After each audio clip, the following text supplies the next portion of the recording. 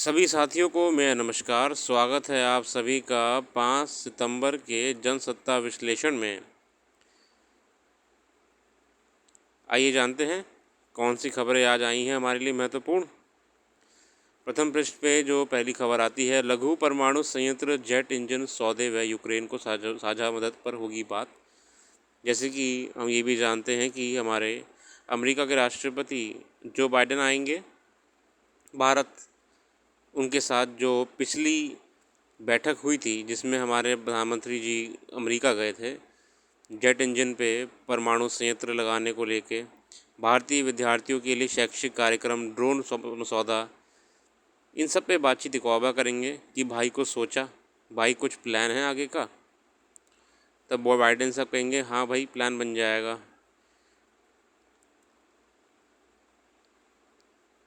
आगे देखते हैं। हाँ तो ऐसे नहीं कहेंगे, वो तो मैं मजाक मजाक में कह रहा हूँ।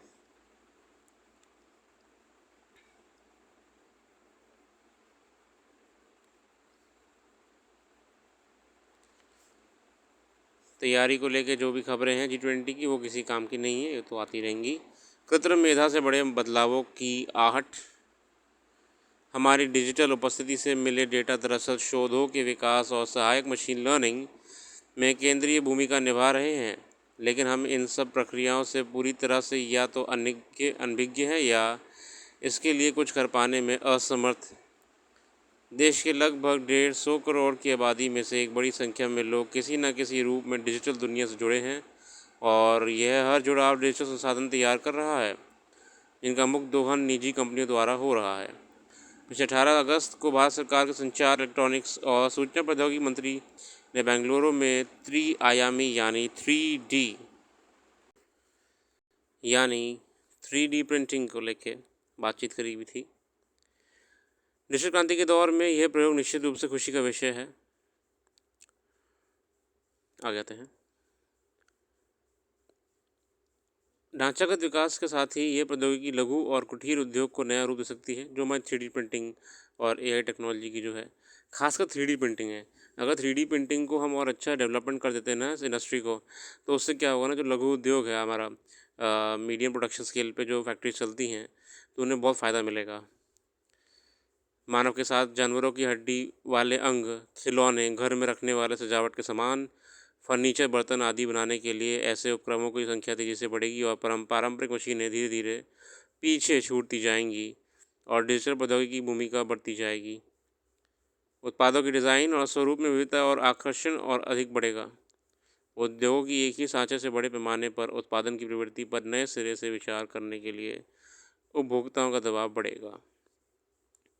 ऐसे में कृत्रिम मेधा आधारित 3D प्रिंटिंग के एक नई औद्योगिक क्रांति के आधार बनने की पूरी संभावना है।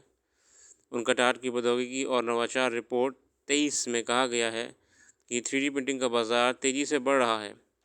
वैश्विक स्तर पर 2020 में इसका मूल्य $12 मिलियन।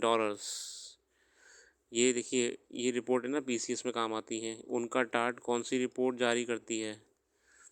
उनका टाट जारी करती है आपकी प्रौद्योगिकी और नवाचार रिपोर्ट।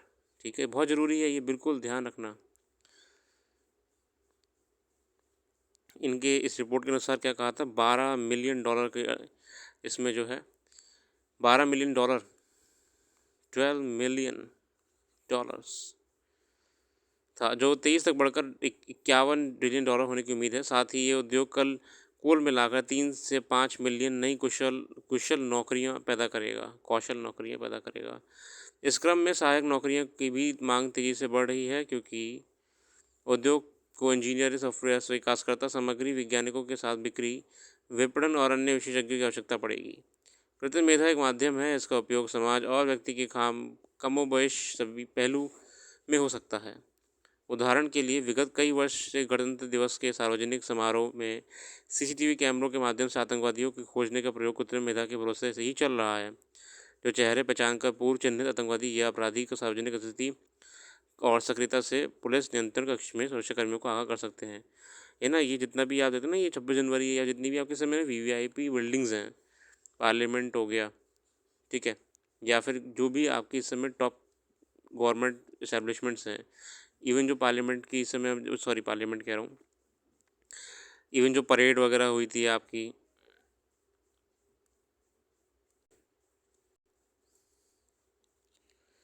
जितने भी आपकी सर्विलांस होता है कैमरे के माध्यम से, ये क्या कर रहा है ना, ये अब हर किसी को रोक के पूछने की ज़रूरत नहीं है आईडी के लिए।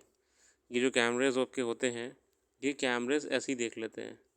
फेशियल रिकॉग्निशन के माध्यम से ये कैमरेज़ आपके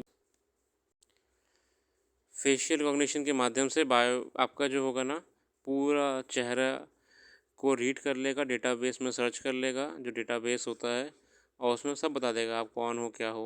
और अगर आपके खिलाफ़ डेटाबेस में ऑलरेडी कोड लगा हुआ होगा, कोड मतलब सॉफ्टवेयर को ये अलर्ट जारी करा होगा कि अगर ये आईडी वाले व्यक्ति दिखे तो तुरंत अलर्ट मैसेज दे दीजिए।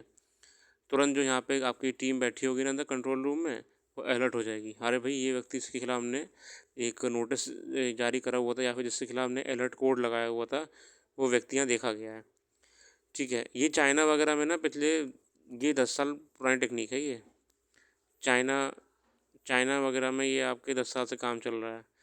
हर मेट्रो स्टेशंस, रेलवे स्टेशंस वगैरह में, पूरे पब्लिक इंफ्रास्ट्रक्चर में सबका डेटाबेस है चाइना के पास। चाइना में कोई भी व्यक्ति कहीं पे भी गवर्नमेंट चाहे उसके बारे में पूरा जानकारी ले सकती है, सिर्फ फेशियल रिकॉग्निशन के माध्यम से। अब फेशियल रिकॉग्निशन की बात कर ही रहा हूँ मैं, तो मैं आपको एक और बता दूँ कि फेशियल रिकॉग्निशन इस समय खुले तौर पे एयरपोर्ट्स पे भी इस्तेमाल हो रही है। अब एयरपोर्ट्स पे क्या हो रहा है कि आपको अपना वीज़ा कह रहा हूँ, टिकट वगैरह दिखाने की ज़रूरत नहीं है। अपनी शक्ल दिखा देना, अपने जितने भी बड़े बड़े यूरोप में एयरपोर्ट्स हैं आपके, बड़े के छोटे भी एयरपोर्ट यूरोप में हैं, और आपकी शक्ल दिखाने से ही आपका ऑटोमेटिकली अंदर जाने देंगे। शक्ल मेरा मतलब कैमरे में, उस शक्ल में ही आपका सारा कोड वगैरह है, टिकट वगैरह डेटा निकल आएगा। फेशियल रिकॉग्निशन कहते हैं इसे, फेशियल रिकॉग्निशन। कृत्रिम मेधा एक माध्यम है जिसका उपयोग समाज और व्यक्ति के कामोबश सभी पहलुओं में हो सकता है। उदाहरण के लिए विगत कई वर्ष से गणतंत्र दिवस के सार्वजनिक हो गया, ये डेटा है, डेटा ज़रूरी है वाला कि सन 2035 तक कृत्रिम मेधा द्वारा भारत की अर्थव्यवस्था 900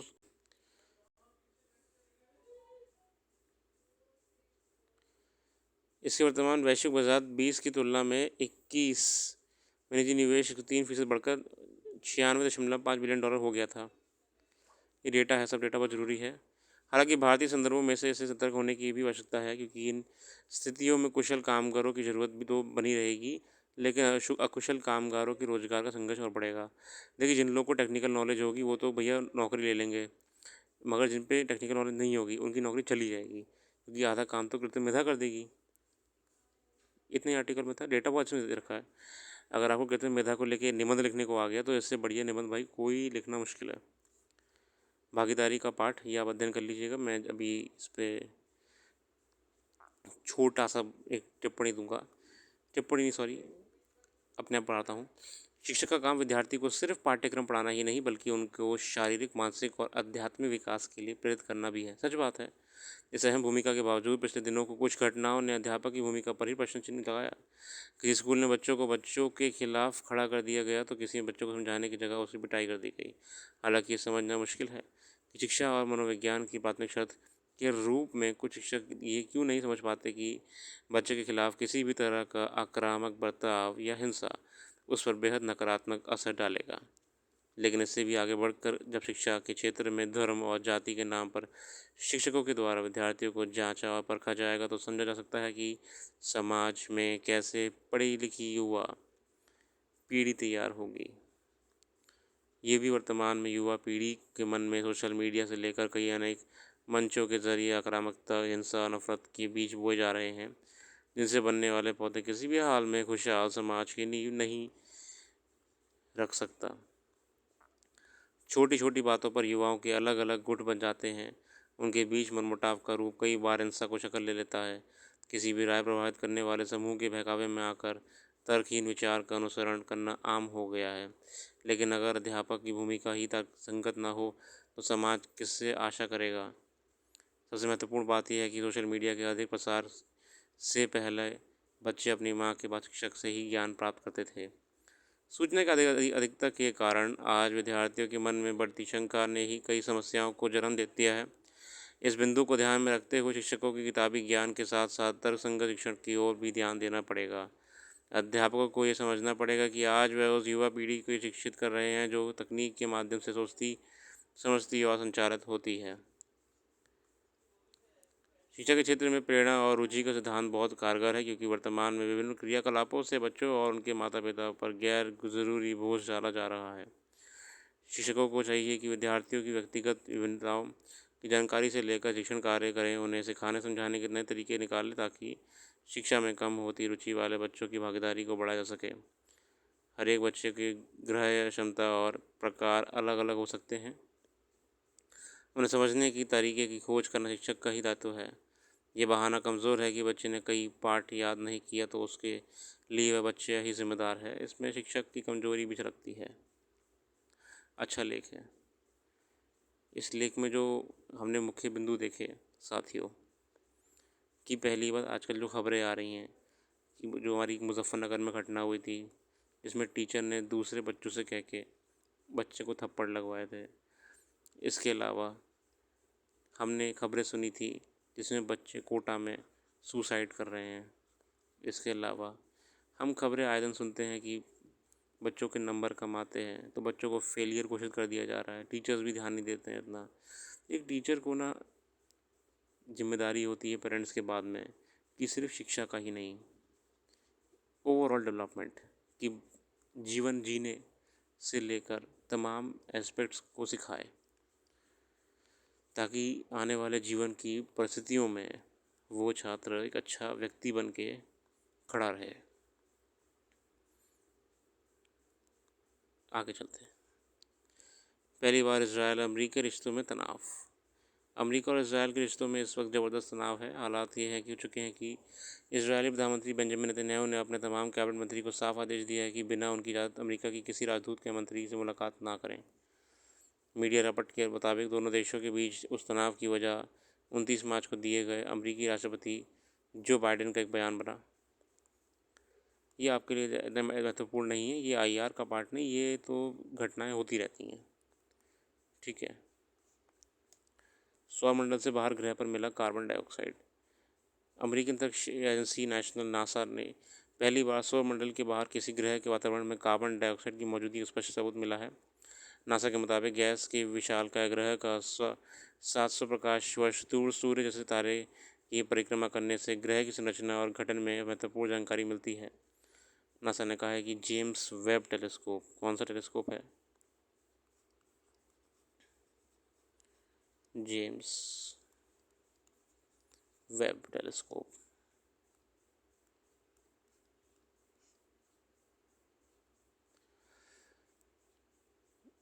से कार्बन डाइऑक्साइड के संबंध में ऐसे पहली बार स्पष्ट सबूत मिले हैं, ठीक है।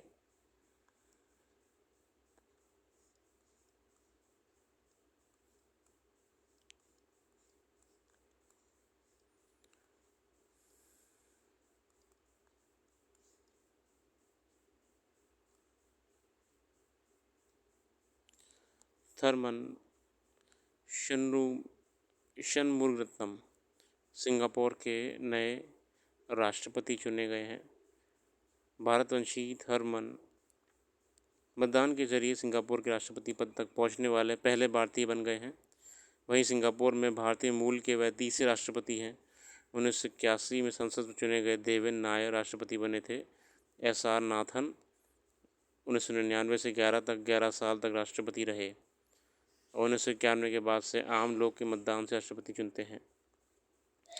अच्छी बात है, भारतीय मूल के राष्ट्रपति का वहाँ पे होना गर्व की बात है।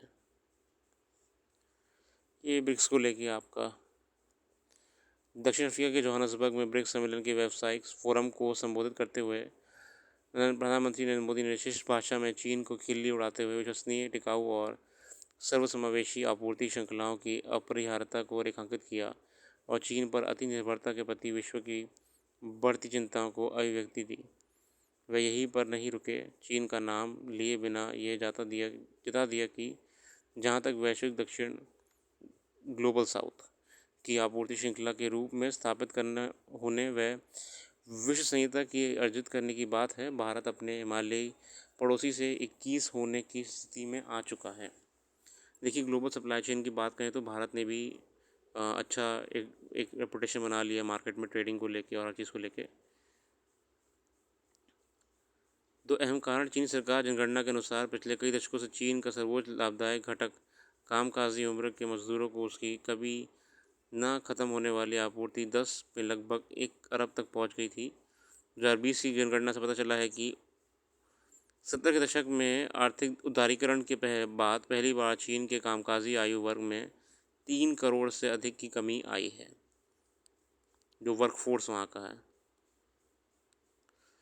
श्रमिकों की बड़ी चढ़ी लागत से जूझ रहा जोहान्सबर्ग में शी जिनपिंग का बुझा हुआ रूप इस बात की ओर साफ संकेत है कि भारत में मौजूद उसके प्रशंसक चाहे जो राग अलापे पहले कभी विश्व में सबसे ज़्यादा श्रमिक की अपनी विशिष्टता को भरपूर भूनने वाला चीन अब श्रमिकों की बड़ी चढ़ी लागत से जूझ रहा है। देखिए इस समय क्या है ना, वर्कफोर्स का प्रॉब्लम है। जितने लोग काम करने वाले वर्कफोर्स होते हैं और ये इस समय इंडिया के पास ज़्यादा हैं, मगर स्किल्ड इतने नहीं हैं। चाइना के पास एक ज़माने में बहुत ज़्यादा थे वर्कफोर्स, अब उतने नहीं हैं, कम होते जा रहे हैं, तो इनको सैलरी ज़्यादा पे करनी पड़ी है। ये समझो चाइना के पास आ रही है अब, चाइना इसलिए परेशान है चीज़ को लेके। कोई दिक्कत नहीं, वक्त बदलेगा, अच्छे दिन आएंगे भारत के।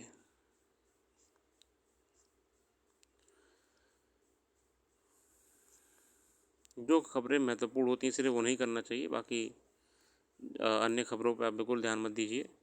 करंट मैगजीन भी पढ़ाई करेंगे तो कवर हो जाएगी उसमें।